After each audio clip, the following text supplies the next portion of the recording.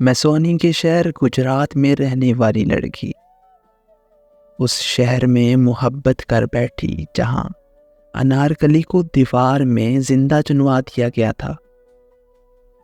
आज से 1 साल पहले फेसबुक पर मुझे लाहौर में रहने वाले एक लड़के से प्यार हो गया। हमारी कभी मुलाकात नहीं हुई थी, लेकिन हम एक दूसरे से बहुत प्यार करते थे। वो अपनी जॉब की वजह से काफ़ी मसरूफ़ रहता था, तो मैं उसके फ्री होने का घंटों इंतज़ार करती। लेकिन फिर भी हम में सब ठीक चल रहा था। कुछ अरसे बाद एक गलत फहमी की वजह से हम में लड़ाई हो गई।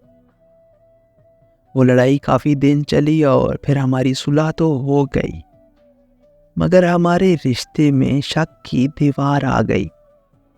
हमारी मुलाकात का वो वक्त आया जिसे मैं कभी नहीं भूल सकती। मुलाकात पर उसने मुझे एक खूबसूरत रिंग पहनाई।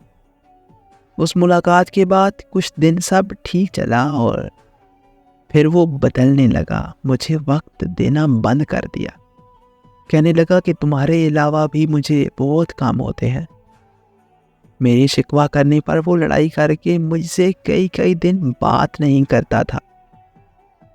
फिर मैं उसकी मिन्नतें और तरले करके उसे मना लिया करती थी। और फिर एक वक्त ऐसा आ गया कि जब वो मेरे किरदार को गंदा बोलने लगा। शायद ऐसा बोलकर वो मुझसे जान छुड़वाना चाहता था, लेकिन मैं उसके प्यार में पागल उससे अलग होने का सोच भी नहीं सकती थी। मेरी लाखों कोशिशों के बावजूद भी मैं नाकाम हो गई और उसने मुझे छोड़ दिया। मैंने बहुत मिन्नतें की, उसके बहुत तरले किए, मगर उसने मेरी एक ना सुनी। मैं उससे मिलने लाहौर चली गई। लाख मिन्नतों के बाद वो मुझसे मिलने आया, मगर वो हमारी आखिरी मुलाकात थी। वो मुलाकात के बाद वो ही मुझे रोता हुआ छोड़कर चला गया। मैं पागलों की तरह मैसेजेस और कॉल्स करती रही, मगर उस पत्थर दिल ने मेरी एक ना सुनी।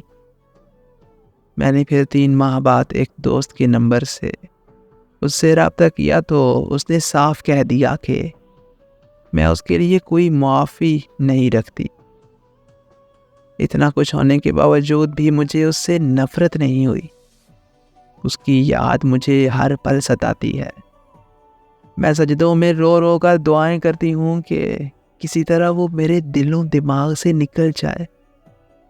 मैंने कभी उसके लिए बद्दुआ नहीं की, मगर मैंने कभी उसके लिए दुआ भी नहीं की।